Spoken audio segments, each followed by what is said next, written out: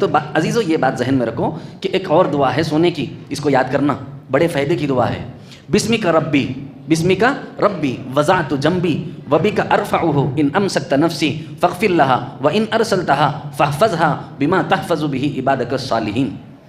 اب اس کا ترجمہ کیا ہے بولے تو بسمک ربی بولے تو اے میرے پروردگار آپ کے نام سے، وضعت جنبی میں اپنے بازو کو اپنے بستر پر رکھ رہا ہوں. وضعت جنبی کا مطلب کیا ہے؟ میں اپنے بازو کو اپنے بستر پر رکھ رہا ہوں. وضعت جنبی وبک ارفعہ، وبک ارفعہ، اب جب میں سو جاؤں گا تو میری روح آپ کے دربار میں آئے گی. وبک ارفعہ، میری روح آپ کے دربار میں آئے گی. ان امسکت نفسی فاغفر لہا، اگر آپ میری روح کو وہیں رکھ لینا چاہ رہے ہیں تو آپ سے گزارش ہے، ریکویسٹ ہے کہ اس کو معاف کر ڈالو.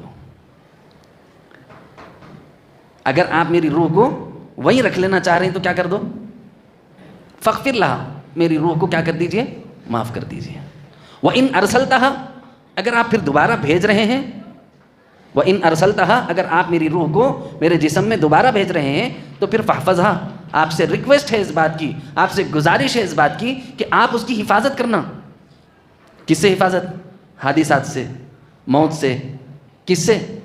بما تحفظ بہ عبادک الصالحین، آپ اپنے نیک بندوں کے روح کی جیسے حفاظت کرتے ہیں میرے روح کی ویسی حفاظت کرنا.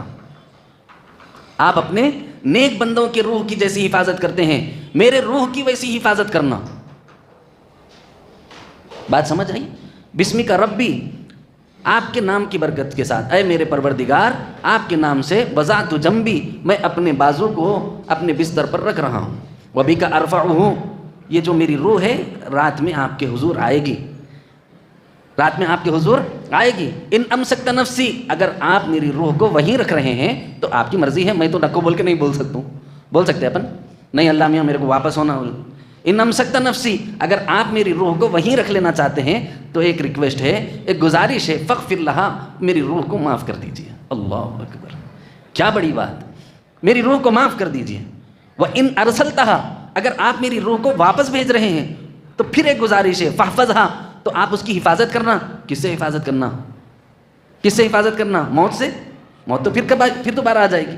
بما تحفظ بہ عبادک الصالحین، آپ اپنے نیک بندوں کے روح کی جیسے حفاظت کرتے ہیں میرے روح کی ویسی حفاظت کرنا. اللہ اپنے نیک بندوں کے روح کی حفاظت کیسے کرتے ہیں؟ کہ ان کی آنکھیں گناہوں سے پاک ہوتی ہیں، ان کے کان گناہوں سے پاک ہوتے ہیں، ان کی زبان گناہوں سے پاک ہوتی ہے، ان کے اعضاء و جوارح گناہوں سے پاک ہوتے ہیں. تو روح کی حفاظت کرنا تاکہ وہ آپ کی نافرمانی پر آمدہ نہ ہو. میری روح جب واپس آ جائے تو اسے رغبت دنیا نہ ہو. میری روح جب واپس آئے تو اسے حب دنیا نہ ہو. میری روح جب واپس آئے تو حب جاہ اس کے اندر نہ ہو. میری روح جب واپس آئے تو اس کے اندر انا نہ ہو. میری روح جب واپس آئے، کیونکہ کما تحفظ بہ عبادک الصالحین، صالحین کی روح کیسی رہتی؟ اس کے اندر حب جاہ نہیں رہتا، حب مال نہیں رہتا، انا نہیں رہتا، تکبر نہیں رہتا، فخر نہیں رہتا، غرور نہیں رہتا، اور جو ہے دنیا اور جہاں کی دولت کے حرص و حوث اس کے اندر نہیں ہوتی ہے. اسی لیے کہہ رہا ہوں کہ بما تحفظ بہ عبادک الصالحین کا مطلب ہے ہم گزارش کر رہے ہیں اللہ تعالیٰ سے، ریکویسٹ کر رہے ہیں، اے اللہ ہمارے ساتھ آپ ایسی حفاظت کا معاملہ فرمانا کہ پھر میری آنکھیں بد نظری میں مبتلا نہ ہو، میرے کان بد سماعی میں مبتلا نہ ہو، میری زبان بدگوئی میں مبتلا نہ ہو، غیبت میں مبتلا نہ ہو، چغل خوری میں مبتلا نہ ہو، جھوٹی تہمتوں میں مبتلا نہ ہو، اور جھوٹی شہادتوں میں مبتلا نہ ہو، گالم گلوچ میں مبتلا نہ ہو، گانے اور بجانے میں مبتلا نہ ہو. یہ ان چیزوں سے حفاظت کے ساتھ آپ میری روح کو واپس دیجیے. بسمک ربی، اے میرے پروردگار میں اپنی بازو کو میں آپ کے نام سے رکھ رہا ہوں، بستر پر رکھ رہا ہوں. وبک ارفعہ، جب یہ میری روح آپ کے حضور آئے گی. ان امسکتا، اگر آپ اس کو روکنا چاہتے ہیں تو ایک ریکویسٹ ہے، آپ اس کی بخشش کر دیجئے، معاف کر دیجئے. ان امسکت نفسی، اگر آپ میری روح روکنا چاہتے ہیں، فاغفر لہا، آپ اس کو معاف کر دیجئے. وَإِنْ أَرْسَلْتَهَا، اگر آپ میری روح کو واپس بھیجنا چاہتے ہیں، فَاحْفَظْهَا، تو پھر آپ اس کو خالی خلی نہیں بھیجنا، آپ اس کی حفاظت کے ساتھ اس کو بھیجنا. کیسی حفاظت کرنا؟ میرے بندے کیسی حفاظت کروں؟ بندہ کہتا ہے کما تحفظ بہ عبادک الصالحین، جیسے آپ اپنے صالحین بندوں کی حفاظت کرتے ہیں. صالحین بندوں کی حفاظت بولے تو کیا ایکسیڈنٹوں سے، سانپ بچھو سے حفاظت کرنا؟ نہیں. عبادت صالحین کا مطلب یہ ہے کہ جیسے آپ اپنے نیک بندوں کی گناہوں سے حفاظت کر کے ان کی روح کو پاک باز رکھتے ہیں، ایسے میری روح کی حفاظت کر کے آپ واپس بھیجیے. وَإِنْ أَرْسَلْتَهَا، اگر آپ بھیجنا ہی چاہتے ہیں واپس، فَاحْفَظْهَا، تو آپ سے گزارش ہے کہ میرے روح کی حفاظت کریے. کیسی حفاظت؟ کما تحفظ بہ عبادک الصالحین، جیسا کہ آپ اپنے نیک بندوں کے روح کی حفاظت فرماتے ہیں. سونے کے اندر اتنا بیان ہے کیا وہ کو سوچے. اب جب سو رہا ہے نا، اب اس سونے کو عبادت بولتے ہیں، اس سونے کو عبادت بولتے ہیں. اپن جو سو رہے ہیں اس کو غفلت بولتے ہیں، اپن جو جگ رہے ہیں اس کو بھی غفلت بولتے ہیں. نہ ہماری بیداری کسی کام کی، نہ ہمارا سونا کسی کام کا. علامہ شیخ سعدی شیرازی رحمۃ اللہ علیہ نے فرمایا کہ جو ہے ایک صاحب جو ہے ان کے بیٹے علامہ شیخ سعدی شیرازی رحمۃ اللہ علیہ کے بیٹے ان کے ساتھ تہجد کے لیے مسجد میں آئے. مسجد میں کچھ ساتھی جو ہے اللہ رسول کا کام کر کے آ کے مسجد میں پڑے ہوئے تھے، سو رہے تھے. تو چلتے چلتے ایک آدمی کا پاؤں لگ گیا، کیونکہ پہلے لائٹ وغیرہ نہیں ہوتی تھی، روشنی نہیں ہوتی تھی. تو ان کا اس علامہ شیخ سعدی شیرازی رحمۃ اللہ علیہ کا پیر، ان کے بیٹے کا پیر ایک جو ہے صاحب کو لگ گیا جو سو رہے تھے. تو جب سو رہے تو ان کی زبان سے نکلا کہ ارے اللہ کے بندو، غفلت کیوں کر رہے ہو، اٹھو تہجد پڑھ لو، اللہ کے حضور گڑ گڑا لو. یہ کہتے ہیں تو حضرت علامہ شیخ سعدی شیرازی رحمۃ اللہ علیہ نے کہا کہ تیرا یہ بولنے سے تیرا سو جانا بہتر تھا. تیرے یہ بولنے، کیونکہ تو نے کسی مسلمان بھائی کو حقیر سمجھا، تیرے یہ بولنے سے تیرا سو جانا بہتر تھا. عبادت نہ کرتا تو کم از کم تیرے اندرون میں غرور نہ آتا، تکبر نہ آتا، تہجد کا فخر نہ آتا کہ میں نے تہجد پڑھ لی تم غافل ہو.